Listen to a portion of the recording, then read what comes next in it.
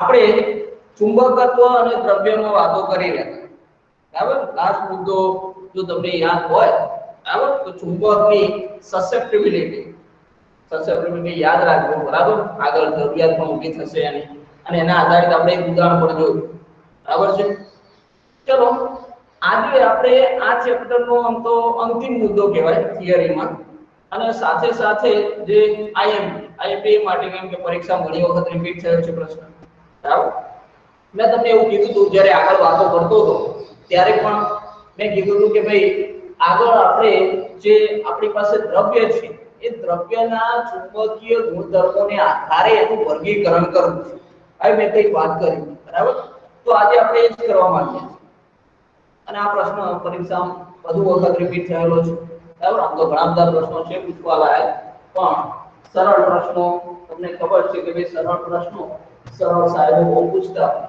છે ચલો આજે આપણે વાત કરવી છે ચુંબકીય પદાર્થ ચુંબકીય પદાર્થો અને તેના પ્રકાર ચલો આજે આપણે વાત કરવી છે ચુંબકીય પદાર્થ અથવા તો એમ કહું કે દ્રવ્યના ચુંબકીય ગુણધર્મ જે તે દ્રવ્ય છે બરાબર દ્રવ્ય કઈ ચુંબકીય ગુણધર્મો ધરાવે છે તો આના માટે મેં શરૂઆતમાં તમને જ્યારે ચેપ્ટર શરૂ થયું ત્યારે એવું કીધું હતું કે ભાઈ લોખંડ અને એની મિશ્ર ધાતુઓમાંથી આપણે ચુંબક બનાવી શકીએ છીએ અને ક્યાંક ને ક્યાંક નાના ધોરણમાં તમે એવું પણ ભણીને આવ્યા છો કે ભાઈ કેવી રીતના એક ચુંબકત્વ તમે નાશ કરી શકો બરાબર એક ચુંબક છે બરાબર એનું ચુંબકત્વ નાશ કરવું હોય તો કેવી રીતના કરી શકો તમને ખબર છે બરાબર તમે શું કરી શકો છો કે ચુંબકને બહુ ગરમી આપો ઉષ્મા આપો અથવા ચુંબકને આમ પડતું કરો તો પણ એનું ચુંબકત્વ ખોરવાય ચલો આજે મારે વાત કરવી છે ચુંબકીય પદાર્થ તો ચુંબકીય પદાર્થો કયા તો આપણી પાસે જે દ્રવ્યો છે એ દ્રવ્યોને હું શું કરું છું તો ચુંબકીય ક્ષેત્રમાં મૂકું છું આગળ તમને ખબર છે પેલી સોલેનોઇડ વાળી વાત કરી કે ભાઈ આ એક સોલેનોઇડ બરાબર સોલેનોઇડ તમને ખબર છે તો હવે આ સોલેનોઇડ ની અંદર કઈ નિયમિત ચુંબકીય ક્ષેત્ર છે અને એ ચુંબકીય ક્ષેત્રમાં હું આ દ્રવ્યને મૂકતો આવી આપણે વાતો કરી તો અહીંયા હું એ જ વાત કરી રહ્યો છું કે ભાઈ મારી પાસે કોઈ નિયમિત ચુંબકીય ક્ષેત્ર કોઈ એવું નેસેસરી નહીં કે હર વખતે નિયમિત ચુંબકીય ક્ષેત્ર હોય બરાબર ચુંબકીય ક્ષેત્રમાં મૂકીએ છીએ પદાર્થને તો અનિયમિત ચુંબકીય ક્ષેત્રમાં પણ મૂકી શકાય તો પહેલા તો ચુંબકીય પદાર્થો કોને કહીશું ચુંબકીય પદાર્થોની વ્યાખ્યા કરીએ કે આપણે શું કરી રહ્યા છીએ કોઈ પણ દ્રવ્ય અથવા પદાર્થને બરાબર ચુંબકીય ક્ષેત્રમાં મૂકવું તો કોઈ પદાર્થને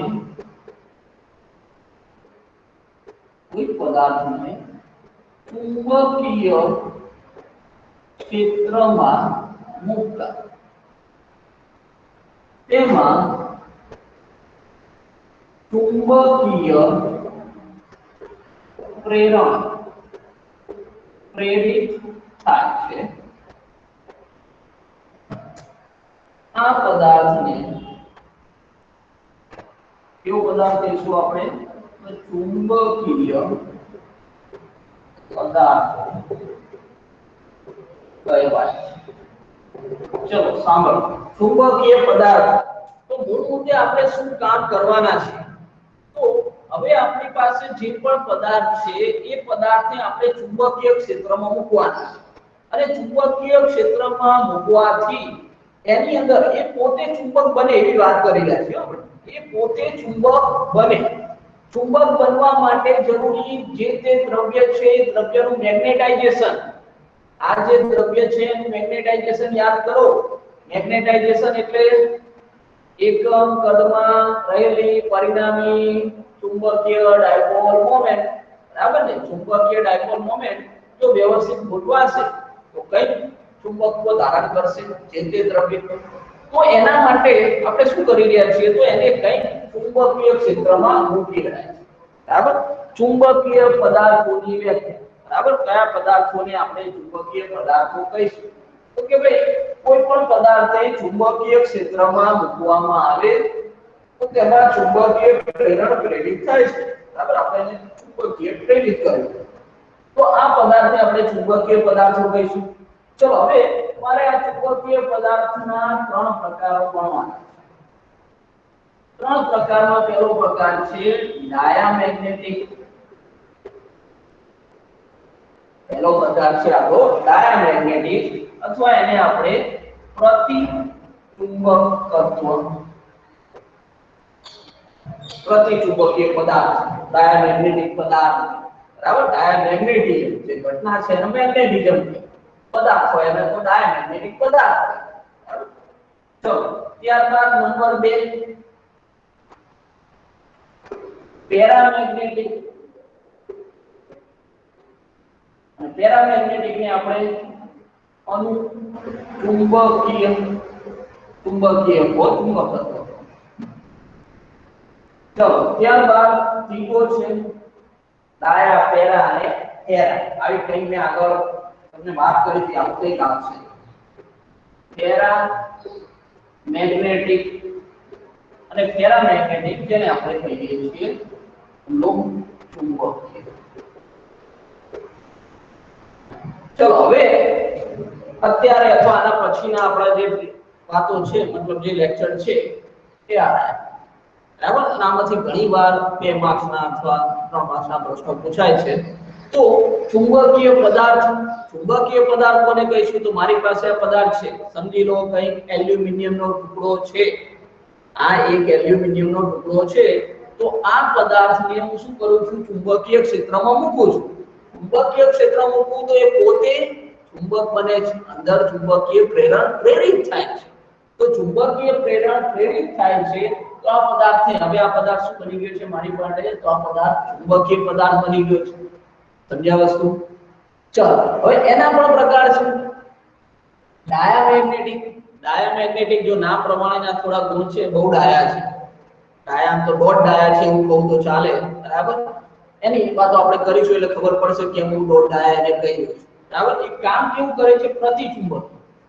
એટલે જે કામ થતું હોય જે દિશામાં પ્રવાહ ચાલતો એના કરતા ઉલટા ચાલે છે. જે દિશામાં પ્રવાહ ચાલતો હોય મતલબ ચુંબકીય ક્ષેત્ર જે દિશામાં હોય એના કરતા ઉલટા ચાલે છે. કેમ ઉલટા ચાલે છે એની ડિટેલ હું વાત કરીશું. હાલ પૂરતું ખાલી હિન્ટ આપું છું કે જે દિશામાં ચુંબકીય ક્ષેત્ર હોય એના કરતા ઉલટા ચાલે છે માટે પ્રતિચુંબકીય કીધું બરાબર. એને શું કીધું? પ્રતિચુંબકીય કીધું. ડાયામેગ્નેટિક તો બહુ ડાયા હોય એ ઉલટા ચાલે આવું યાદ રાખજો. ચલો પેરામેગ્નેટિક. તો પેરામેગ્નેટિક કે અનુચુંબકીય. એટલે જે દિશામાં ચુંબકીય ક્ષેત્ર છે એ દિશામાં મેગ્નેટાઇઝેશન જોવા મળશે. જો મેં પેલી છે ચુંબકીય સસેપ્ટિબિલિટી ની વાતો કરીને ત્યારે પણ આવી વાત કરી હતી. ચુંબકીય સસેપ્ટિબિલિટી ક્યારે ધન હોય ક્યારે ઋણ હોય આવી વાતો કરી હતી ને આપણે કરી યાદ હશે. તો એમાં પણ મેં પેરા અને ડાયાની વાત કરી હતી. અહીં પણ જે તે પદાર્થ છે શું બને છે? ચુંબક બને છે. જે તે પદાર્થ ચુંબક બને છે અને શું થાય છે? તો ચુંબકીય ક્ષેત્રની દિશામાં જ મેગ્નેટાઇઝેશન ગોઠવાય છે બરાબર. પેરામેગ્નેટિક. અને જે ચુંબકત્વ ધારણ કરે છે કેવું છે? તો પ્રમાણમાં નિર્બળ છે. કોના કરતા? તો ફેરો કરતા.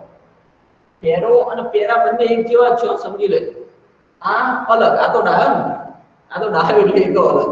પણ પેરા અને ફેરા બે એક જેવા છે. એક જેવા છે ખાલી ફરક શું છે કે અહીંયા જે ચુંબકત્વ મળે છે કેવું છે? નિર્બળ છે. જ્યારે અહીંયા જે ચુંબકત્વ મળે છે કેવું છે? પ્રબળ છે. ચલો ત્રણે ત્રણ પ્રકાર ચુંબકીય પદાર્થો.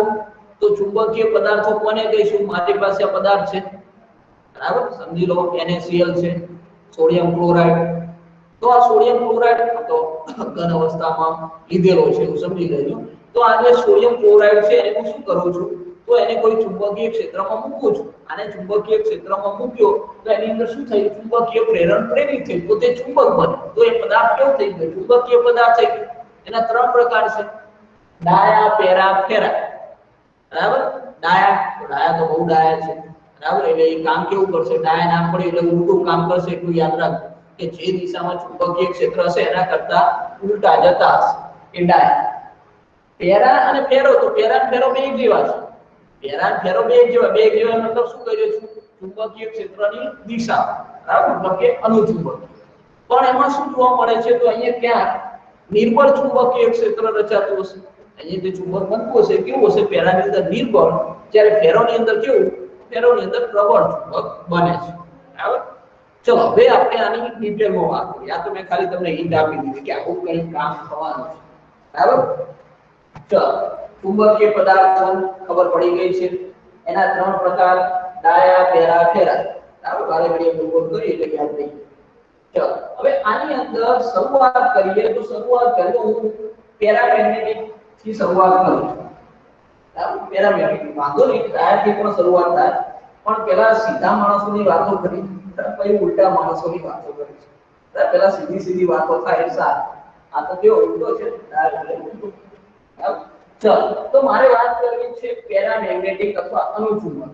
હવે મેં ચર્ચા ઉપર જઈએ ચલો નંબર 1 કરી લખું છું નંબર ગમે તે આગળ પાછા આવે એના સાથે કોઈ પ્રકારની ચુંબકીય પદાર્થોના ત્રણ પ્રકાર આ તો તમને ક્રમ કીધો ક્રમ કો કે પેરા ડાયા ફેરા એના સાથે કોઈ મતલબ નહીં બરાબર ખબર હોવી જોઈએ કયા શું કામ કરે તો મને વાત કરવી છે પેરા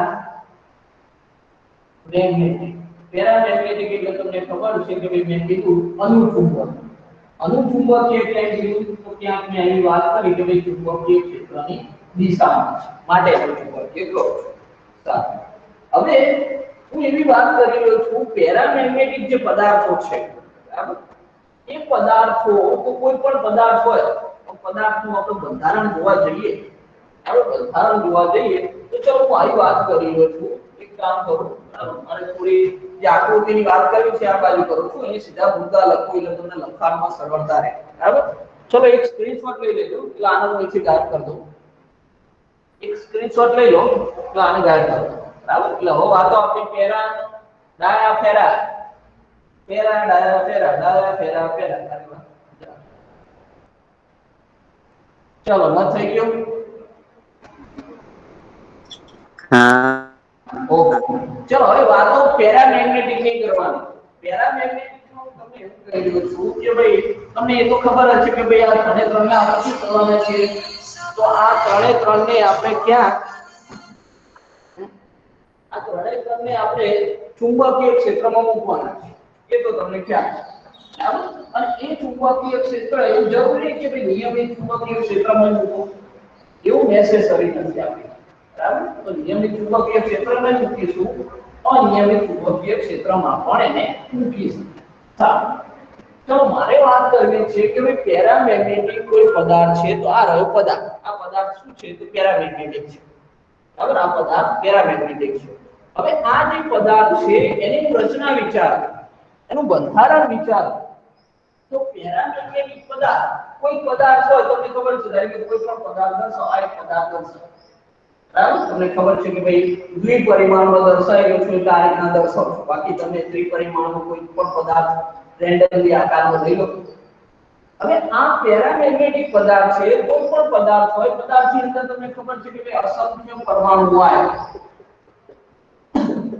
પદાર્થની અંદર અસંખ્ય પરમાણુ હોય ખબર છે આપણને તો કોઈ એક પરમાણુનો વિચાર કરું તો પરમાણુનું બંધારણ પણ તમને ખબર છે કે ભાઈ પરમાણુમાં કેન્દ્રમાં શું છે ન્યુક્લિયસ જેમાં આપણા પ્રોટોન અને ન્યુટ્રોન બરાબર પ્રોટોન ધન વિભાજિત છે ન્યુટ્રોન તો વિભાજિત છે આ ન્યુક્લિયસ એના પર શું છે કક્ષામાં ઇલેક્ટ્રોન છે કક્ષામાં ઇલેક્ટ્રોન ફરી રહ્યા છે બરાબર તો આવા તો અસંખ્ય પરમાણુ આ પદાર્થમાં છે તો ફક્ત એક પરમાણુની વાત કરી રહ્યો હોય ને અગાઉ પણ જ્યારે મેગ્નેટિઝમ સમજાવું બરાબર મેગ્નેટિઝમ એમ સમજાવું ત્યારે મેં આ ઉદાહરણ તમને આપેલું છે તો અહીંયા ઇલેક્ટ્રોન જે ગતિ કરે છે સપોઝ હું એવું લઉં કે ઇલેક્ટ્રોન ભાઈ આ દિશામાં ગતિ કરી તો ઇલેક્ટ્રોન જે દિશામાં ગતિ કરતો હોય વિદ્યુત પ્રવાહ એના કરતા ઉલટી દિશામાં રહે છે કેમ કે વિદ્યુત પ્રવાહ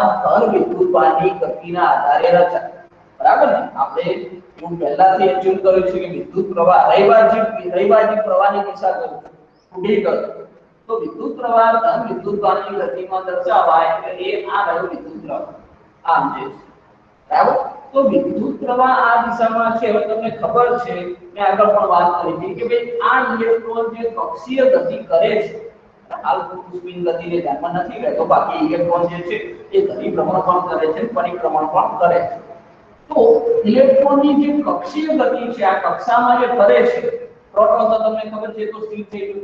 હવે ઇલેક્ટ્રોન પોતે શું છે? વિદ્યુત ભાર છે કે નહીં? તો વિદ્યુત ભારો ગતિ કરતા હોય તો વિદ્યુત પ્રવાહ રચાય. વિદ્યુત ભાર ઇલેક્ટ્રોન શું છે? વિદ્યુત ભાર. વિદ્યુત ભાર જો ગતિ કરતો હોય તો વિદ્યુત પ્રવાહ રચાવાનો છે. તો અહીંયા વિદ્યુત પ્રવાહ રચાય તો વિદ્યુત પ્રવાહને કારણે આજુબાજુ શું રચાશે? ચુંબકીય ક્ષેત્ર રચાશે. એટલે રિંગ વાળી થિયરી યાદ કરો. અને પણ આખી રિંગ બની ગઈ કે નહીં? આખી રિંગ બની ગઈ. તો આ રિંગના કારણે ક્યાં અક્ષ પરના કોઈ બિંદુએ ચુંબકીય ક્ષેત્ર મેળવતા હતા. બાયો સાવરને યાદ કરી લેજો. બરાબર? તો અહીંયા હું એવી વાત કરી રહ્યો છું કે આ રિંગ મારી પાસે રિંગ. બરાબર? આ રિંગ અથવા ઇલેક્ટ્રોન ગતિ કરી રહ્યું છે. રિંગ બનાવે.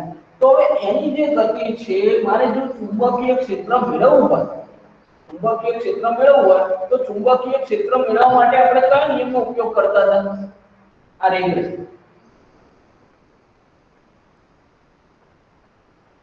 માટે જો મારે ચુંબકીય ક્ષેત્રની દિશા જાણવી હોય તો દિશા જાણવા માટે મારી પાસે કોઈ નિયમ છે? રિંગ માટે વાત કરી અંગૂઠા, જમણા હાથના અંગૂઠાનો નિયમ. ભાઈ જમણો હાથ યાદ કરી લો આપણે.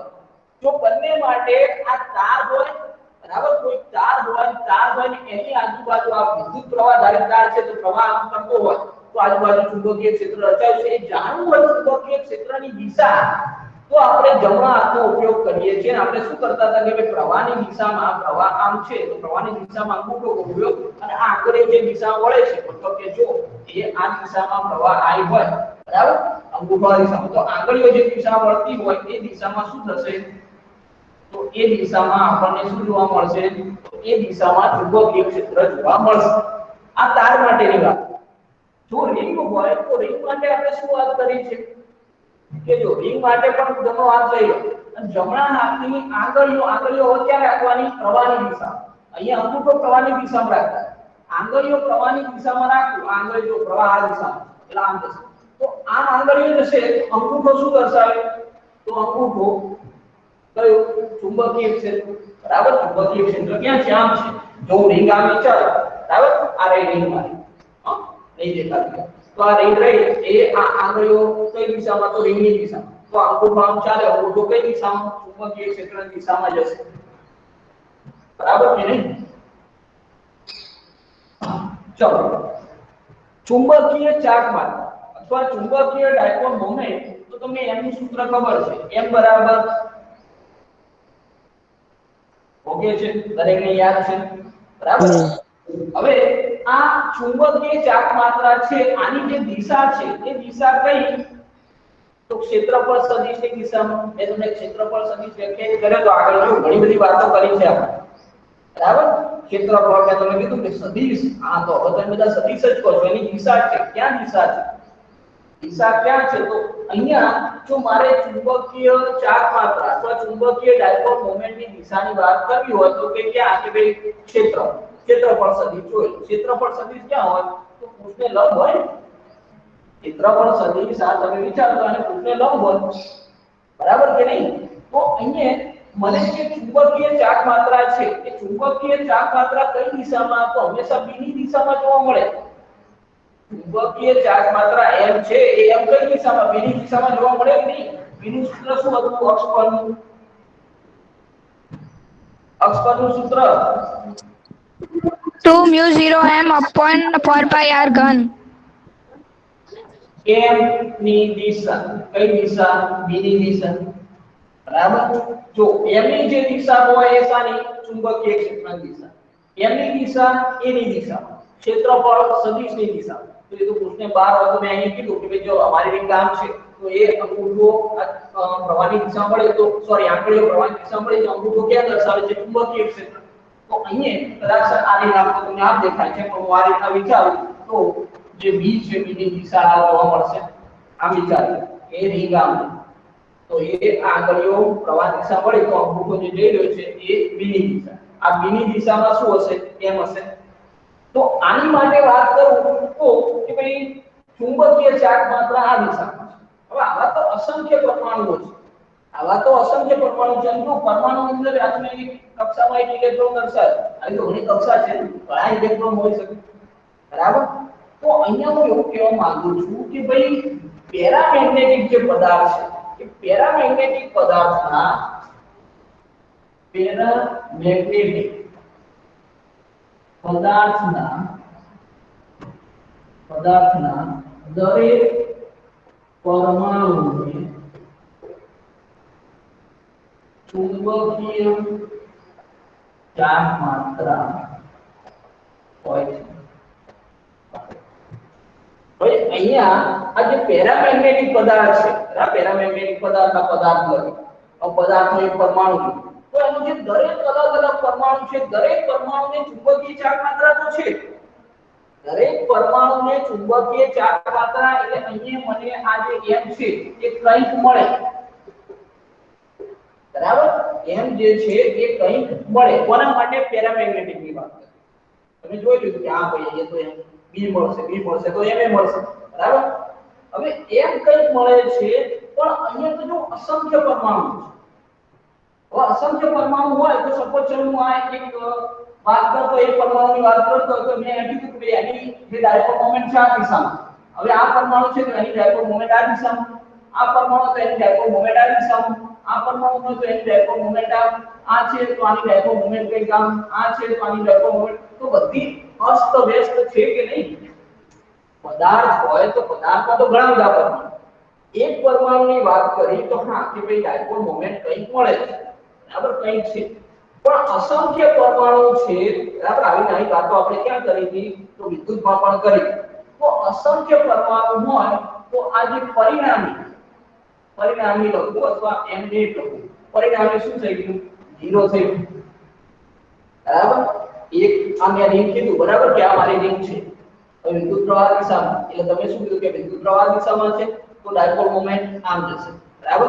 ચલો આ રિંગ છે, આ રિંગની વાત કરો પણ વિદ્યુત પ્રવાહ આ દિશામાં છે, આમ છે તો હવે અંગૂઠો આ દિશામાં, બરાબર? એક આમ જઈ રહ્યું છે, એક આમ જઈ રહ્યું છે, સમજાય છે શું કહેવા માંગી રહ્યો છું, બરાબર? કારણ કે અહીંયા રિંગ આમ છે તો એ આ રિંગની દિશામાં પ્રવાહ ગયો, રિંગની દિશામાં પ્રવાહ ગયો તો ચુંબકીય ક્ષેત્ર તમારી બાજુ હોય, બરાબર? આમ વાત કરો કે ભાઈ પ્રવાહ આમ છે તો અંગૂઠો મારી બાજુ આવ્યો, ચુંબકીય ક્ષેત્ર તો બધું અલગ અલગ છે અને એનું પરિણામ શું થાય છે? શૂન્ય થાય છે। અહીંયા હું એવું કહી રહ્યો છું કે પેરામેગ્નેટિક પદાર્થની ખાસિયત શું છે તો કે દરેક પરમાણુની ચુંબકીય ચાર્જ માત્રા હોય, દરેક પરમાણુને હોય, દરેક પરમાણુને છે દરેક પરમાણુને હોય પણ ટોટલ પદાર્થની પરિણામી ચાર્જ માત્રાની વાત કરો તો શું છે? શૂન્ય। તો અહીંયા પેરામેગ્નેટિક પદાર્થની પરિણામી ચુંબકીય ચાર્જ માત્રા શૂન્ય છે, બરાબર? એટલે કે m ની એટલે પરિણામી એ શું છે? 0 છે, પરિણામી ચુંબકીય ચાર્જ માત્રા શૂન્ય છે। ચાલો હવે મેં તમને શરૂઆતમાં જ કીધું હતું કે ભાઈ તમે જ્યારે પેરામેગ્નેટિક પદાર્થની વાત કરતા હશો, બરાબર? તો આપણે શું કરી રહ્યા મૂળ મુદ્દે તો દરેક દ્રવ્ય છે, પેરા હોય, ફેરો હોય, ડાયા દરેકને શું કરીએ? ચુંબકીય ક્ષેત્ર મૂકીએ। હવે તમને ખબર પડી કે ભાઈ આની પાસે તો કોઈ આ તો ચુંબક છે જ નહીં ને, ચુંબકીય ડાયપોલ મોમેન્ટ 0 એટલે ચુંબક છે જ નહીં। હવે આને શું કરું તો આને કદી હું એક કામ કરું, આને સામે મૂકી દઉં તો આને ચુંબકીય ક્ષેત્ર મૂકી દઉં। ચાલો એવું કામ કરીએ તો અહીંયા દર્શાવું છું। હવે હું એમ કહી રહ્યો છું કે મારી પાસે એક નિયમિત ચુંબકીય ક્ષેત્ર છે, બરાબર? આ n લઈ લઉં અને અહીંયા આ s લઈ, બરાબર? તો તમને ખબર છે n થી s તરફ આ મારું નિયમિત ચુંબકીય ક્ષેત્ર, નિયમિત ચુંબકીય ક્ષેત્ર એટલે તમને ખબર છે સરસ સમાંતર રેખાઓ દર્શાવે છે, આ નિયમિત ચુંબકીય ક્ષેત્ર થઈ ગયું। હવે આ નિયમિત ચુંબકીય ક્ષેત્રમાં હું શું કરું છું તો આ પેરામેગ્નેટિક આ જે પદાર્થ છે આ પદાર્થને હું મૂકું છું, આ પદાર્થને આમાં મૂકું છું। ચલો આ પદાર્થને અહીંયા લાવી, એમ ના કહેતા કે સાહેબ અહીંયા લાવ્યા નાનો કેમ થઈ ગયો, એવો એક પદાર્થ છે। ચલો અહીંયા આ પદાર્થને અહીંયા મૂક્યો, હવે શું થવાનું છે તો ચુંબકીય ક્ષેત્રમાં જો તમે આ પદાર્થને મૂકો છો તો અહીંયા જે આ બધી જ ચુંબકીય ચાર્જ માત્રા છે અથવા ચુંબકીય ડાયપોલ મોમેન્ટ છે એ બધી ચુંબકીય ક્ષેત્રની દિશામાં ગોઠવવાનો પ્રયત્ન કરે। તમે ભણી ગયા છો કે ભાઈ એ આ સમજી લો કે નિયમિત ચુંબકીય ક્ષેત્ર હોય અને એની અંદર તમે ચુંબકીય સોય મૂકતા, બરાબર? આપણે શું મૂકતા હતા? તો એ ચુંબકીય સોય મૂકતા આ n રહ્યો, આ s રહ્યો, તો જેવું મૂકો b ની અંદર એ શું થાય, જો ચુંબકીય ક્ષેત્રની દિશામાં મૂકવાનો પ્રયત્ન કરે સીધું થઈ જાય, તો આ બધા શું થવાના, સીધા થવાનો પ્રયત્ન કરવાના, બરાબર. આને તમે ચુંબકીય ક્ષેત્રમાં મૂકો તો પરિસ્થિતિ શું નિર્માણ થવાની છે કે ભાઈ બધા જ જે આપણી ચુંબકીય ડાયપોલ છે એ ડાયપોલ બધી આમ ગોઠવાતી જશે, બરાબર. એવું તો નહીં કહી દો કે બધી જ ગોઠવાઈ જાય, પણ મહદ અંશે એ શું થશે, તો ચુંબકીય ક્ષેત્રની દિશામાં ગોઠવવાનો પ્રયત્ન કરશે, બરાબર છે. ચાલો, તો અહીંયા આપણે એવું કહીએ છીએ કે ભાઈ મારી પાસે જે આ પેરામેગ્નેટિક પદાર્થ હતો એને મેં ચુંબકીય ક્ષેત્રમાં મૂક્યો, તો ચુંબકીય ક્ષેત્રમાં મૂક્યો તો અહીંયા મને પરિણામ શું મળ્યું છે, હવે જોજો. જે ડાયપોલની દિશા હોય, ચુંબકીય ડાયપોલની દિશા કઈ ભાઈ, ચુંબકીય ડાયપોલની દિશા કઈ, ચુંબકીય ડાયપોલ મોમેન્ટ એ સદિશની દિશામાં. ચુંબકીય ડાયપોલ મોમેન્ટ m ની દિશા કઈ, સાઉથ થી નોર્થ.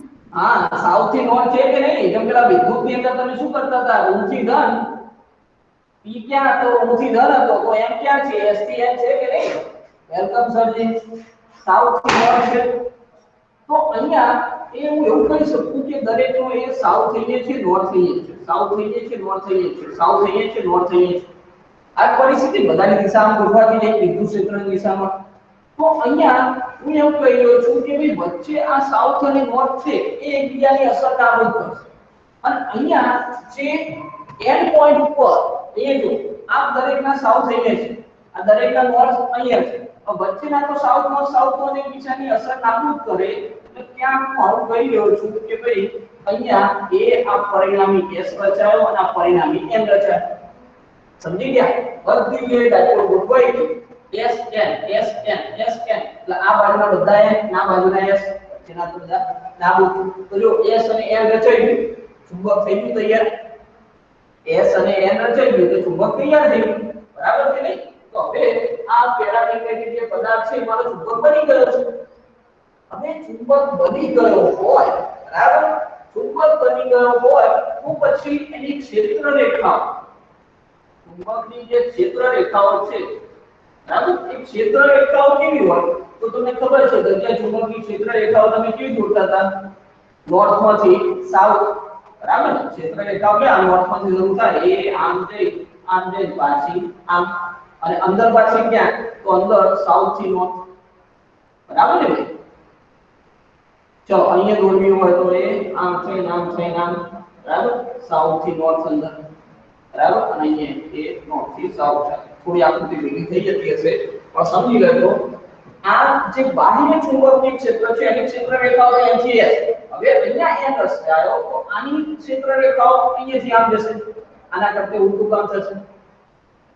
તો જો હવે અહીંયા શું થઈ રહ્યું છે, તો જો અંદર પહેલા વાત કરો, આ પેરામેગ્નેટિક પદાર્થની અંદર વાત કરો તો જે ચુંબકીય ક્ષેત્રની જે દિશા છે એ કઈ છે, આમ છે, અને ચુંબકીય ક્ષેત્રની દિશા આમ છે, અને આપણી જે અંદર ચુંબક બન્યું છે એની દિશા પણ સેમ છે. જોઈ લો અંદરની પરિસ્થિતિ શું થાય, પદાર્થની અંદરની પરિસ્થિતિ, આ બાહ્ય ચુંબકીય ક્ષેત્રની દિશા આમ, હવે અંદર જે ચુંબક બન્યું એની ક્ષેત્રની દિશા જો આમ જઈ પાછો આમ ગયો, એટલે એ આમ, આ પણ આમ છે ને આ પણ આમ છે, એટલે પરિણામી અંદર ચુંબકીય ક્ષેત્ર રેખા વધી ગઈ. સમજ્યા શું કહી રહ્યો છું? અંદર ચુંબકીય ક્ષેત્ર રેખા શું થઈ, ઓલરેડી આની તો હતી, આની પણ આ વધી ગઈ. બહારની પરિસ્થિતિ વિચાર કરો, બહારની પરિસ્થિતિમાં જો ક્ષેત્ર રેખા આમ જઈ રહી છે, બરાબર, અને આ જે અંદર ચુંબક બન્યો એની જે ક્ષેત્ર રેખા આમ જઈ રહી છે, આ આમ જાય છે, આમ જાય છે, શું કરે, તો એકબીજાની અસરો નાબૂદ કરવાનું છે. શું કરે, બહાર એકબીજાની અસરો નાબૂદ કરે. તો અહીંયા તમારી પાસે જે પદાર્થ બન્યો, બરાબર, પેરામેગ્નેટિક જે આપણો પદાર્થ, એ પદાર્થની વાત કરું તો એ પદાર્થની જે ક્ષેત્ર રેખાઓ છે, આ ધારો કે મારી પાસે કોઈ પેરામેગ્નેટિક પદાર્થ છે જેને મેં અહીંયા ચુંબકીય ક્ષેત્રમાં મૂકી દીધું. હવે મૂકી દીધો પરિસ્થિતિ શું છે, અંદર ક્ષેત્ર રેખાઓ વધી ગઈ, અંદર ક્ષેત્ર રેખા વધી ગઈ, બહાર તો ઘટી ગઈ, બહાર શું થયું, ઘટી ગઈ. તો અહીંયા આપણે આ રીતના દર્શાવીએ, બરાબર કે ભાઈ અંદર જે છે એ ક્ષેત્ર રેખાઓ શું થઈ છે વધી ગઈ છે બરાબર તમારી બુકમાં આ પ્રકારની એક આકૃતિ આપેલી છે આકૃતિમાં આપણે શું કહેવા માંગીએ છીએ કે ભાઈ પેરામેગ્નેટિક પદાર્થની અંદર ક્ષેત્ર રેખાઓ શું થઈ છે વધી જાય છે ત્યારે એને તમે ચુંબકીય ક્ષેત્રમાં મૂકો ત્યારે તો હું અહીંયા કહી શકું કે ભાઈ પેરામેગ્નેટિક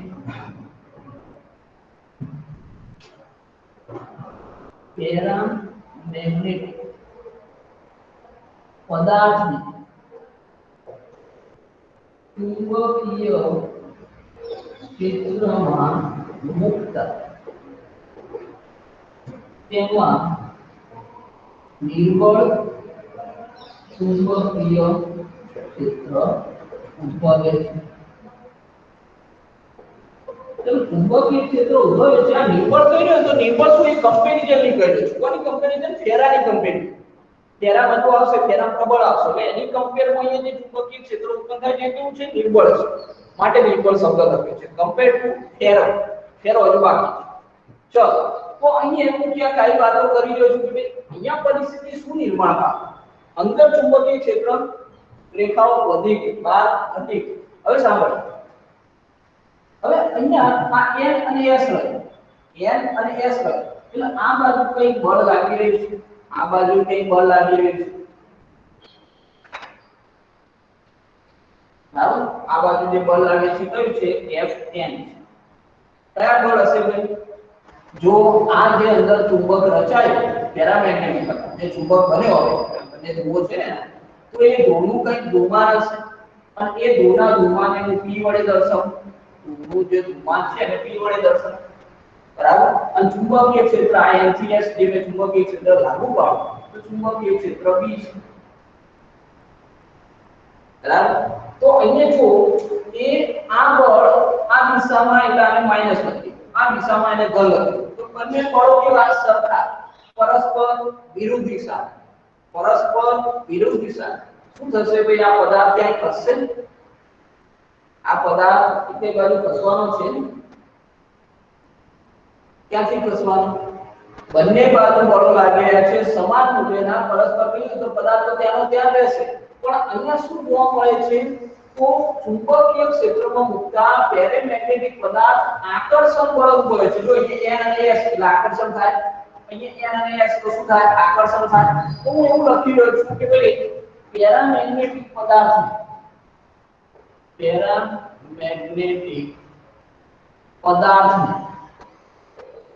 ચુંબકીય ક્ષેત્રમાં મુકતા તે આકર્ષણ બળ અનુભવે છે જોઈ લો અહીંયા આ ns વચ્ચે શું થયું આકર્ષણ બળ લાગ્યું એ બળો લાગી રહ્યા છે ક્યાં નહીં ખસે વચ્ચે રહેશે આ બધી વાતોને શું કરી તો આ મારું જે ચુંબકીય ક્ષેત્ર છે કેવું હતું તો નિયમિત ચુંબકીય ક્ષેત્ર બરાબર આપણે નિયમિત ચુંબકીય ક્ષેત્ર લાગુ પાડી ત્યાંની પણ એવું નેસેસરી તો નહીં કે હર વખતે નિયમિત ચુંબકીય ક્ષેત્રમાં જ આ પેરામેગ્નેટિક પદાર્થને મૂકવું એને હું અનિયમિત ક્ષેત્રમાં પણ મૂકી શકું ચાલો અનિયમિત ક્ષેત્રમાં મૂકીએ એમ તો નોંધ કરવું છે ભાઈ આ ખાલી તમારું મેઇન કામ આનું છે બરાબર આ ખાલી સમજ માટે આ બાજુ દર્શાવ્યું ચલો હવે હું એવું કહી રહ્યો છું કે ભાઈ અનિયમિત ચુંબકીય ક્ષેત્ર આ બધી વાતો નિયમિત ચુંબકીય ક્ષેત્રની અનિયમિત ચુંબકીય ક્ષેત્ર હોય અનિયમિત ચુંબકીય ક્ષેત્ર તો તમને ખબર છે કે અનિયમિત ચુંબકીય ક્ષેત્ર એટલે ક્યાંક ક્ષેત્ર રેખાઓ વધુ ગીચ થઈ ગઈ હશે ક્યાંક ઓછી હશે તો આ રીતના દર્શાવો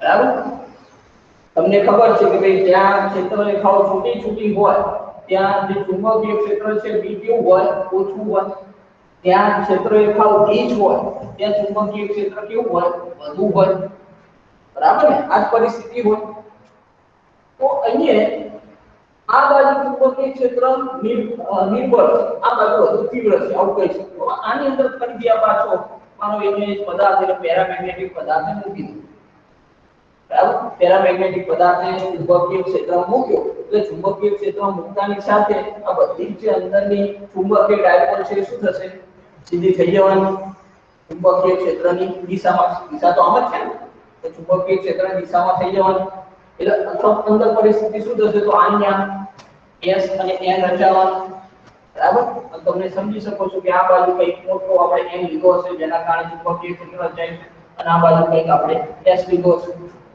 બરાબર પણ ક્યાં એવી પરિસ્થિતિ કરી છે કે ભાઈ આ થોડું વધુ ઓછો હોય જેના કારણે આવું બન્યું હશે બરાબર બાકી કમ્પ્લીટ N અને S લો તો ભાઈ સમાન ચુંબકીય ક્ષેત્ર થઈ જાય બંનેની કઈ તીવ્રતા ઓછી હશે ઓછી હશે તો હવે એની મોટું ચુંબક છે નાનું ચુંબક અલગ છે બની ચાલે ચલો અહીંયા હવે આ જે પરિસ્થિતિ છે હવે એની અંદર અહીંયા આ દિશામાં કઈ બળ લાગશે NCS તરફ આ બાજુ પણ કઈ બળ લાગશે NCS તરફ બરાબર આ આપણું કયું છે તો FS અને આ આપણું કયું છે FN છે ચલો બંને બાજુ આ જે ધ્રુવ છે ધ્રુવનું ધ્રુવાંતર એનું એટલે p જ રહેવાનું છે ધ્રુવનું ધ્રુવાંતર p જ રહેવાનું છે અને ચુંબકીય ક્ષેત્ર તો આ B અને આ B પણ અહીંયા જુઓ અહીંયા B કેવું છે તે ઓછું છે અહીંયા B કેવું છે વધુ છે સમજાય છે અહીંયા B ઓછું છે એટલે આ બળ કેવું થશે ઓછું થવાનું અહીંયા B વધુ છે તો આ બળ વધુ થવાનું ચલો આ જે પેરામેગ્નેટિક પદાર્થ છે કઈ બાજુ જવાનું આ પેરામેગ્નેટિક સાઉથ બાજુ સાઉથ એ બાજુ હશે જ્યાં B વધુ છે ત્યાં B વધુ છે એ બાજુ હશે નહીં બંને બાજુ શું થાય આકર્ષણ બળ અહીંયા લાગે તો અહીંયા પણ લાગશે પણ અહીંયા સરખું હતું એટલે વચ્ચે વચ્ચે ઊભો રહી ગયો અહીંયા બંને બાજુ સરખું હતું એટલે વચ્ચે વચ્ચે ઊભો રહી ગયો પણ અહીંયા આ બાજુ વધુ થશે કેમ B વધુ છે આ બાજુ B ઓછો છે તો ઓછું થશે તો ક્યાં જશે તો ઓછું કે ભાઈ આ નિર્બળથી પ્રબળ તરફ પેરામેગ્નેટિક પદાર્થ છે અનિયમિત ચુંબકીય ક્ષેત્રની વાત કરું તો ત્યાંથી ક્યાં જાય છે તો નિર્બળથી પ્રબળ તરફ જાય છે પેરામેગ્નેટિક પદાર્થ હંમેશા નિર્બળથી પ્રબળ તરફ જશે એક મુદ્દો બીજો નોંધ કરો બરાબર તમારો પ્રશ્ન કેવી રીતે લખવાનો છે તો પેરામેગ્નેટિક પદાર્થ સમજાવવા તો તમારા બધા મુદ્દા નોંધ કરવાના છે બરાબર એ કોઈ આકૃતિ દ્વારા રજૂઆતો નહીં પણ આપણે સમજ માટે આપણું કામ કરી રહ્યા છે બરાબર તો એક મુદ્દો બીજો નોંધ કરો શું જોયું આપણે કે ભાઈ પેરામેગ્નેટિક પદાર્થને અનિયમિત ચુંબકીય ક્ષેત્રમાં મૂકવું તો એ નિર્બળ ચુંબકીય ક્ષેત્રથી પ્રબળ ચુંબકીય ક્ષેત્ર તરફ જશે બરાબર ચાલો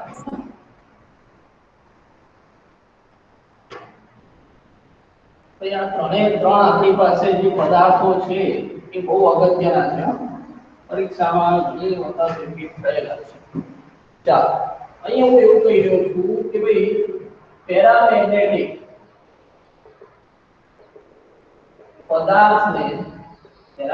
પદાર્થને અનિયમિત ચુંબકીય ક્ષેત્રમાં મૂકતા તે નિર્બળ ચુંબકીય ક્ષેત્રથી પ્રબળ ચુંબકીય ક્ષેત્ર તરફ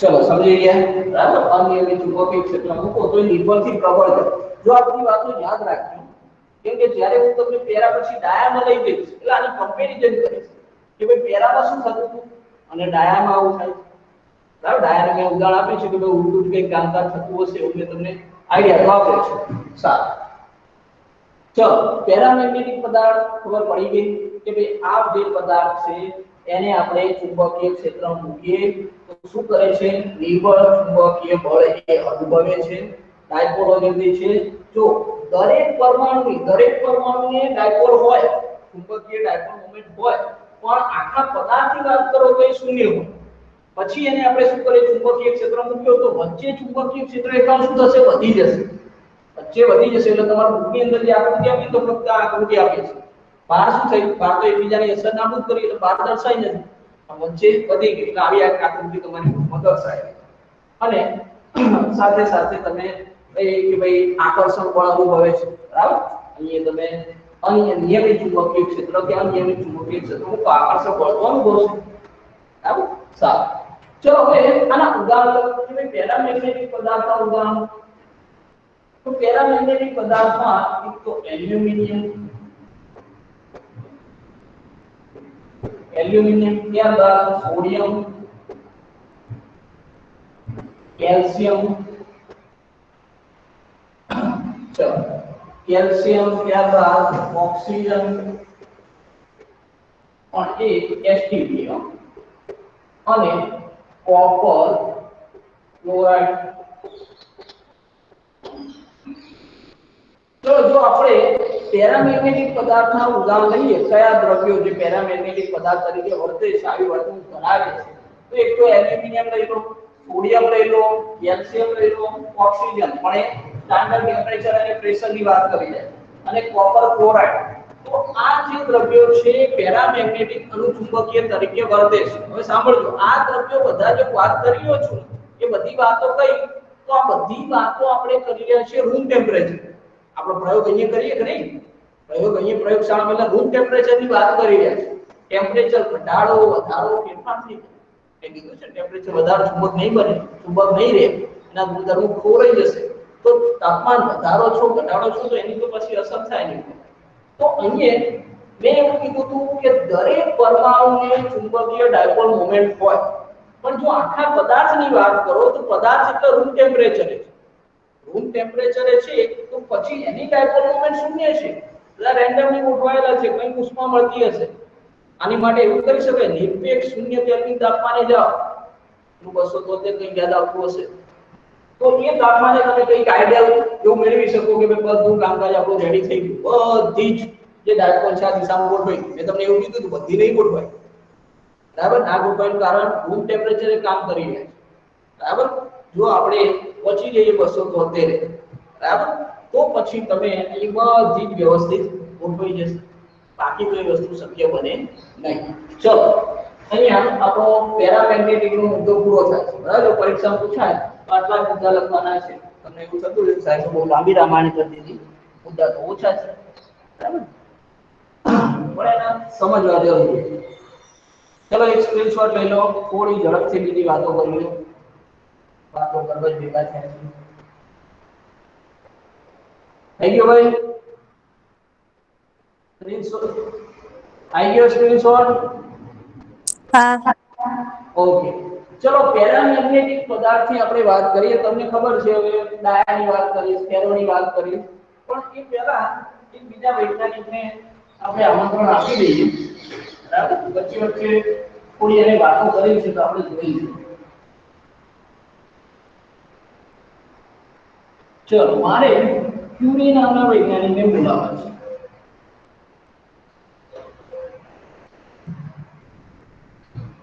ચલો અહીંયા પેરામેગ્નેટિક પૂછાય તો આટલો સુધી મુદ્દો પૂરો છે બરાબર તો સાથે સાથે તમને 2 માર્ક્સનો પ્રશ્ન આવી શકે છે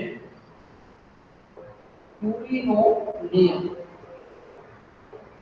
બરાબર ક્યુરી નામના વૈજ્ઞાનિક હતા ક્યુરી નામના વૈજ્ઞાનિક હતા એને કઈ નિયમ આપ્યો છે તો ભાઈ એમને શું કામ કર્યું છે તો એમને આ જે પેરામેગ્નેટિક પદાર્થ છે પેરામેગ્નેટિક પદાર્થ માટે ક્યુરીનો નિયમ આપ્યો તો પેરામેગ્નેટિક પદાર્થે શું કર્યું છે એમને તો એમની પ્રયોગો કર્યા કે મેં નામ કીધું કે ભાઈ તાપમાન જુદું જુદું હોય તો વર્તણૂક અલગ અલગ જોવા મળશે તો તાપમાન જુદું જુદું લઈને શું ફેરફાર થાય એવા પ્રયોગો કર્યા તો અહીંયા એવું કહ્યું છું કે સમજી લો મારી પાસે એ આ એક પદાર્થ છે પેરામેગ્નેટિક પદાર્થ છે પેરામેગ્નેટિક પદાર્થ જે છે હવે ક્યાંક બાહ્ય ચુંબકીય ક્ષેત્રમાં મૂકી બરાબર તો એ આ બાહ્ય ચુંબકીય ક્ષેત્ર બરાબર જે B0 ઓરેન્જ બાહ્ય ચુંબકીય ક્ષેત્રમાં મૂક્યો હવે ચુંબકીય ક્ષેત્રમાં મૂક્યો તો આની અંદર શું થવાનું છે આ જે પેરામેગ્નેટિક પદાર્થ છે એનું મેગ્નેટાઇઝેશન થવાનું છે એનું મેગ્નેટાઇઝેશન થવાનું હવે એ જે મેગ્નેટાઇઝેશન છે એ આ ચુંબકીય ક્ષેત્ર ઉપર આધાર રાખશે મેગ્નેટાઇઝેશન તો પહેલા તમને ખબર છે કે M બરાબર m d ભાગ્યા v એકમ કરતી જે ડાયપોલ મોમેન્ટ પરિણામી મળે છે આપણે શું છે મેગ્નેટાઇઝેશન તો અહીંયા જે હું તરીકે વાત કરું કે આટલા એકમ કરતી વાત કરું તો અહીંયા ક્યાં આ ડાયપોલ વ્યવસ્થિત ગોઠવાય ચુંબકીય ક્ષેત્રની દિશા બરાબર તો હું એવું કહી રહ્યો છું કે ભાઈ B0 ચુંબકીય ક્ષેત્ર એ થોડું આપણું તો મને થોડું કેમ મળશે, બરાબર? મેગ્નેટાઇઝેશન થશે પણ B0 થોડું હશે તો થોડું મેગ્નેટાઇઝેશન થશે. જો હું B0 વધારું, B0 વધારી દઉં, B0 વધારી દઉં, B0 વધુ તો મેગ્નેટાઇઝેશન પણ શું વધી કે નહીં, બરાબર? આ જે તે દ્રવ્ય છે પેરામેગ્નેટિક, એનું મેગ્નેટાઇઝેશન હું એવું કહી રહ્યો છું કે ભાઈ મેગ્નેટાઇઝેશન એમ જે છે એ ક્યાં B0 ઉપર આધાર રાખી રહ્યું છે. આ તમે બાહ્ય ચુંબકીય ક્ષેત્ર વધારે ઓછું ચુંબકીય ક્ષેત્ર હોય તો ઓછી ડાયપોલો સીધી સીધી ગોઠવાય, પણ ચુંબકીય ક્ષેત્ર વધુ હોય તો પછી આ બધી વ્યવસ્થિત ગોઠવાશે, બરાબર? બધી હશે તો બધી વ્યવસ્થિત ગોઠવાશે. તમારે B0 જેટલું વધારો એટલો તમને ફાયદો થાય. મેગ્નેટાઇઝેશન શું, દ્રવ્યનું મેગ્નેટાઇઝેશન વધતું જાય. મેગ્નેટાઇઝેશન શું છે, એકમ પ્રતિ ડાયપોલ મોમેન્ટ, તો ડાયપોલ મોમેન્ટ બધી વ્યવસ્થિત ગોઠવાઈ જશે. ક્યારે B0 વધારશો તો આ વધુ તો એમ વધુ. ચલો હવે જો અહીંયા આ જે પેરામેગ્નેટિક પદાર્થ છે તાપમાન વધારો, સાંભળો, આનું તાપમાન વધારો તો શું થવાનું છે, તો ઉષ્મા ઉત્પન્ન મળવાની સાથે આ બધા જે પરમાણુઓ તો રમણ થવાના, એની ડાયપોલ શું થવાની, તો એની ડાયપોલ જે છે તો અસ્તવ્યસ્ત થવાની. એની ડાયપોલ કઈ સીધી રહેવાની, સીધી હશે કોઈ નહીં રહે, સીધી હશે કોઈ ઉષ્મા મળતાની સાથે તમને ખબર છે કે પદાર્થ છે, પદાર્થ તમે ઉષ્મા આપો, બરાબર, તો પરમાણુ શું થઈ જાય, બધું અસ્તવ્યસ્ત ગતિ ચાલુ થઈ જાય. તો અહીંયા જે આપણી ડાયપોલ વધુ ગોઠવાયેલી છે તો હું અહીંયા P વધારું તો મેગ્નેટાઇઝેશન છે એમ કેવું થઈ જાય, ઓછું થઈ જાય. સમજાય છે શું કહી રહ્યું? તાપમાન વધારો તો મેગ્નેટાઇઝેશન શું છે, તો મેગ્નેટાઇઝેશન એટલે ડાયપોલ વ્યવસ્થિત ગોઠવાય. ડાયપોલ વ્યવસ્થિત ગોઠવાય તો ચુંબક બની, તો ચુંબકત્વ ઘટી જાય. તાપમાન વધારો તો ચુંબકત્વ ઘટી જાય. એટલે તાપમાન ઘટાડવું, E ઓછું કરું તો એમ શું થશે, વધુ. મેં અહીંયા વાત કરી તમને કે ભાઈ આ તો રૂમ ટેમ્પરેચરે વાત કરી, પણ જો તમે 273 ડિગ્રી સુધી જાઓ, નીચું તાપમાન કરો તો ક્યાંક સારું ચુંબક બને, બધી ડાયપોલ વ્યવસ્થિત ગોઠવાઈ જાય એક જ દિશામાં, ચુંબકીય ક્ષેત્રની દિશામાં. તો અહીંયા E ઓછું કરું એમ વધે છે. તો એનો મતલબ એવો થયો કે તાપમાન મેગ્નેટાઇઝેશન કઈક આધાર રહેલો છે, પણ કેવો, તો આ વધુ તો આ ઓછું તો આ વધુ, તો વ્યસ્ત પ્રમાણ. તો એવું કહી શકું કે ભાઈ m ચલે છે 1/t, બરાબર છે? મેગ્નેટાઇઝેશન જે છે એ ચુંબકીય ક્ષેત્રના સપ્રમાણમાં અને તાપમાનના વ્યસ્ત પ્રમાણમાં છે. તો આવું લખી શકું કે m ચલે છે V0/t, બરાબર. હવે અહીંયા મેગ્નેટાઇઝેશન, અહીંયા બાહ્ય ચુંબકીય ક્ષેત્ર, તાપમાન, તો m બરાબર સપ્રમાણતા દૂર કરું તો કઈ અચળાંક આવે છે, અચળાંકને c વડે દર્શાવું, બરાબર?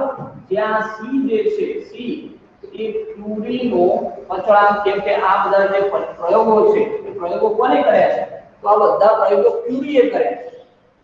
ક્યુરીએ બાહ્ય ચુંબકીય ક્ષેત્ર અને તાપમાન પર આધારિત પ્રયોગો કર્યા એટલે વચ્ચે એનો અચળાંક મૂકી દીધો, ક્યુરીનો અચળાંક. ચલો અહીં જો તમને ખબર હોય કે ભાઈ આ m જે છે, આપણે ક્યાંક આગળ જે સોલેનોઇડ છે એમાં વાતો કરી, સોલેનોઇડમાં શું વાત કરીએ કે ભાઈ m બરાબર તો sin * h, psi યાદ કરો, psi શું હતો, m ભાગ્યા h હતો કે નહીં? m ચલે છે h હતો, અને સપ્રમાણતા દૂર કરીને જો આપણે psi લાયા હતા ને, psi m કહું, ચુંબકીય સસેપ્ટિબિલિટી, બરાબર કે નહીં? તો m ની જગ્યાએ sin * h લખી શકું. હવે સોલેનોઇડ હતો, સોલેનોઇડ ની અંદર કશું નતું મૂક્યું, ત્યારે એમ કે ચુંબકીય ક્ષેત્ર જો યાદ હોય તો B0, તો B0 બરાબર શું હતું, μ0 * h અથવા μ0 * ni. ni એટલે શું છે, h જ હતો ને, યાદ આવે છે? આવું જોઈએ. ચલો તો આપણે હા. હવે m એટલે શું છે, તો કે sin * h છે, બરાબર. અને B0 શું છે, તો μ0 * h છે. તો અહીંયા ચલો m ની જગ્યાએ sin * h બરાબર c μ0 * h ભાગ્યા t. ચલો બંને બાજુથી h કેન્સલ આઉટ થાય, વધ્યું શું મારી પાસે, તો psi બરાબર શું વધ્યું, c μ0 ભાગ્યા t. સાનું સૂત્ર છે ચુંબકીય સસેપ્ટિબિલિટી. અહીંયા પણ ચુંબકીય સસેપ્ટિબિલિટી નું સૂત્ર હતું મારી પાસે, શું હતું, m ભાગ્યા h, psi બરાબર m ભાગ્યા h હતું. અહીંયા psi બરાબર શું આવ્યું, તો ક્યુરીનો અચળાંક શૂન્યાવકાશની પરમિએબિલિટી અને તાપમાન. તો આ પ્રશ્ન જે ગઈ વખતે મતલબ કે માર્ચ 2020 બરાબર તાજા જ ગયો છે 2 માર્ચનો પ્રશ્ન પૂછાયો ક્યુરીનો નિયમ સમજાવો.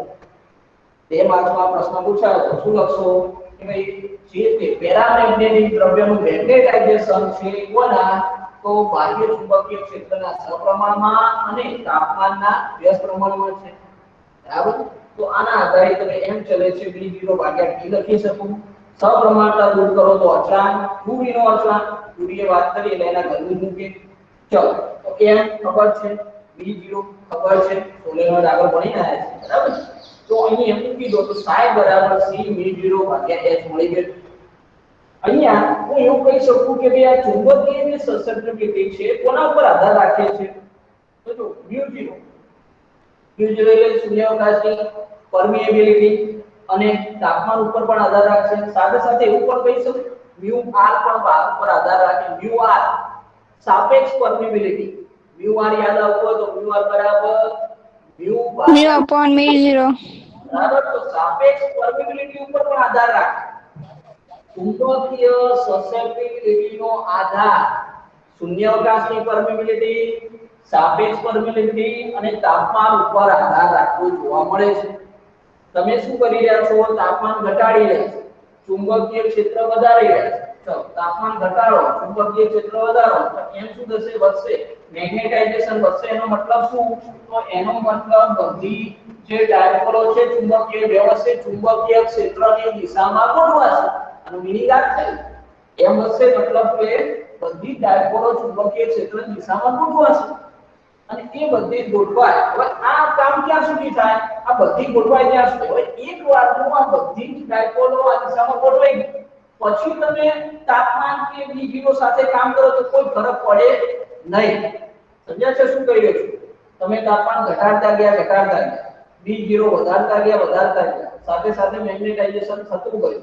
પણ એક સમય એવો આવશે કે હવે તમે તાપમાન ઘટાડો છો કોઈ ફરક નહીં ચુંબકીય ક્ષેત્ર વધારો છો કોઈ ફરક કેમ કે બધી ડાયપોલો ગોઠવાઈ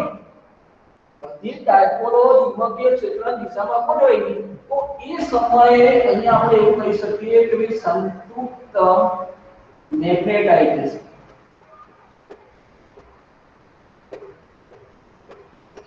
આ જે મેગ્નેટાઇઝેશન થયું છે કેવું છે સંતૃપ્ત મેગ્નેટાઇઝેશન. ક્યારે તો e ઘટાડો v0 વધારો તો m વધે. પણ કોઈ એક તાપમાન એવું મળશે v0 એવું મળશે કે હવે ડાયપોલ ને વ્યવસ્થિત બધી ગોઠવાઈ ગઈ. હવે કોઈ પ્રશ્ન નથી બધી વ્યવસ્થિત ગોઠવાઈ ગઈ છે.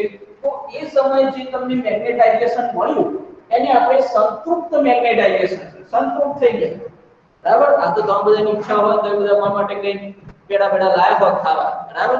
તો હું કેટલો ખાઉં બરાબર કેટલા પેડા ખાઉં કિલો ખાઉં 2 કિલો ખાઉં કિલો 2 કિલો ખાઉં બરાબર. પણ સંતૃપ્ત થઈ જાય ને એક સમય કે હવે સંતૃપ્ત થઈ બસ હવે તમે આપો તો ના બસ બરાબર. ખાવા બેઠા એટલે આવું થાય ને થાળી માં ગાળવા મૂકી જાય એટલે હવે ભાઈ આમ હાથ મૂકી દે બસ હવે સંતૃપ્ત થઈ ગયા. તો મેગ્નેટાઇઝેશન જે છે એ ઊંચા તાપમાને ઊંચા ચુંબકીય ક્ષેત્ર સંતૃપ્ત પરિસ્થિતિ આવી ગયા પછી તમે તાપમાન નીચું કરો v0 વધારો કોઈ ફરક પડતો નથી.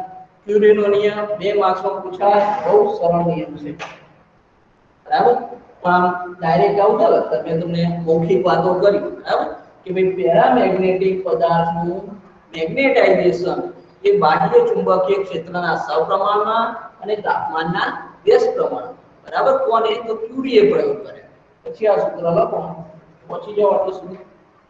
બરાબર. આ શું છે તો ચુંબકીય સસેપ્ટિબિલિટી કોના ઉપર આધાર રાખે કે ભાઈ mu0 એટલે શૂન્યાવકાશની પરમિએબિલિટી સાથે સાથે તાપમાન ઉપર આધાર રાખે છે અને mu0 ઉપરથી μr પણ બનાવી શકાય. તો એવું કહી શકું μr ઉપર પણ આધાર રાખે સાપેક્ષ પરમિએબિલિટી.